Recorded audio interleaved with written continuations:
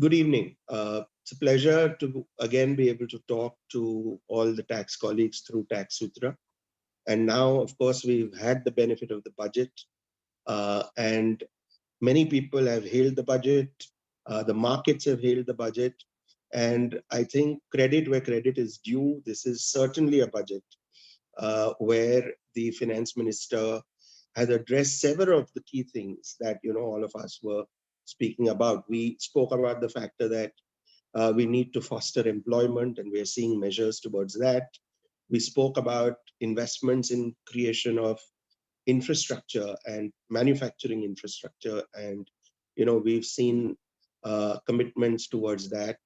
We spoke about investments into research and development to give India a greater competitive edge in the context of our domestic markets, but also our export ambitions.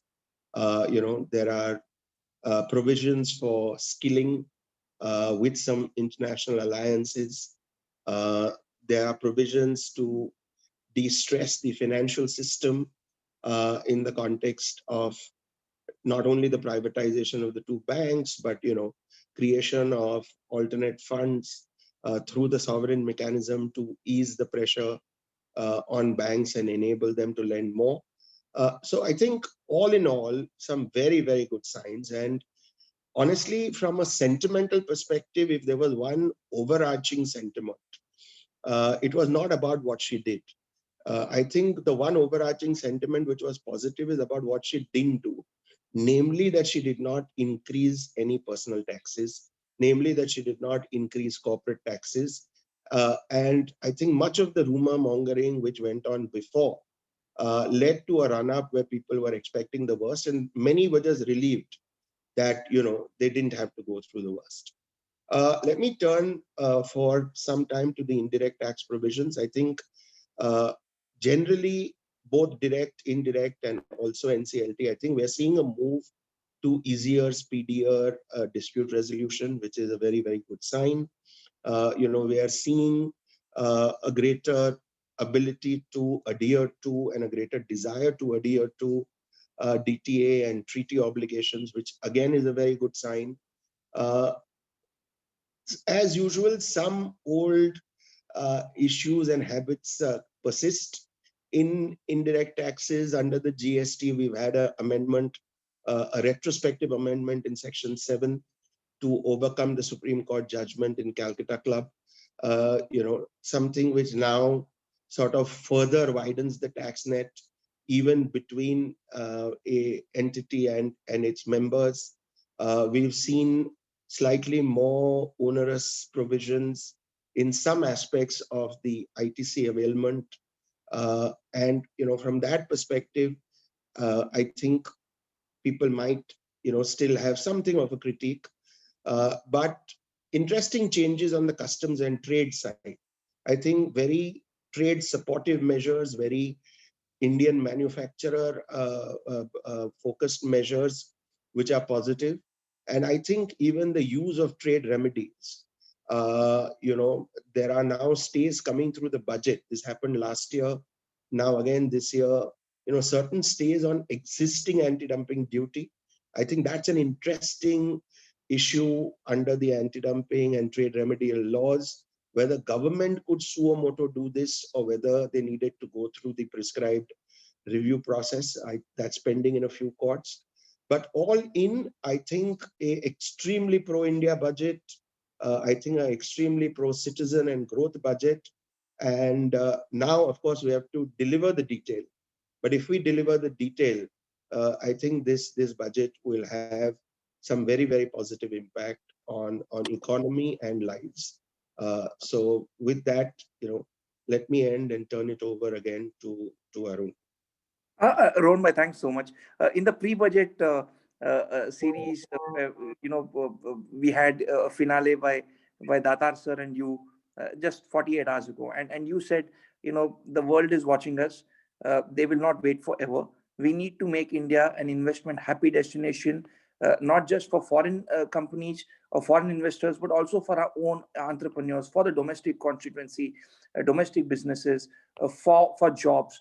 and we have to begin somewhere. So, Rohan, by the thrust that is being given today in the budget, be it through the thrust on healthcare, thrust on education, the thrust on say infrastructure, railways, freight corridor. When you hear the scrappage policy, when you hear all of these things, and then the tax measures, say for example the alternate dispute resolution mechanism, no negative surprises on the tax side, no major negative tax surprises. All in all, Rohan bhai, does it check the boxes that you in some ways you had set for the government, your boxes? Does it check your boxes? It does. And, Arun, the situation is we often rate a budget for what could have been done. But I think in this case, we must rate it for what has been done. And all of what you detailed is absolutely in the right direction. The budget is not the be all and end all, it's a catalyst. And as a catalyst, I think this is a very good budget. More could have been done. A few normal errors and traps like retrospective amendments could have been avoided. But, this is not a time to nitpick. I think you have a platform which this budget creates. It's a great platform. We are already in a recovery, which is, whether we call it V or whichever shape, it's a remarkable and strong recovery. And I think this will catalyze that further. I see this budget as a great catalyst. More could have been done, but what has already been done is noteworthy and is certainly very commendable. A couple of questions and requesting a quick response.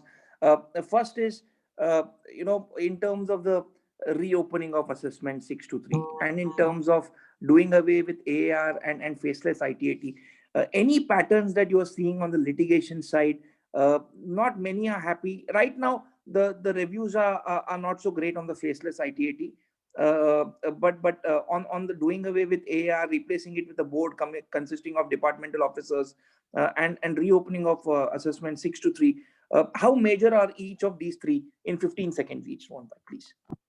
Look, I think the factor in terms of, even in specified cases, limiting your ability to reopen is a positive. It sends the right message. And hopefully, if we have good results, it will spread and, move to a limit which actually matters to the larger corporates and investors. But it's a good sign. The whole move to faceless, I think, while it'll sort of have its problems, the situation is you are trying to speed up the process, and you're trying to, in a way, create a more antiseptic process because there is no interaction, and therefore you're hoping that decision making will be purely on merits.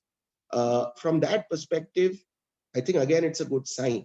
Some may critique it for the factor that you may not get a full understanding, a full consideration of issues, etc. I mean, be that as it may. In terms of ITAT, again, I think it's a positive. We've all seen the great benefits of the virtual court system. It is more efficient.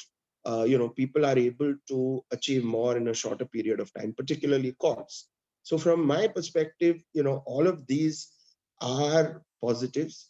The one issue that Arun, we must still be aware of is the mindset change, because as we are getting to this period of January to March, which is always our challenging period, we are seeing quite a lot of aggressive pursuit of taxpayers, including some of the most important corporate names in this country.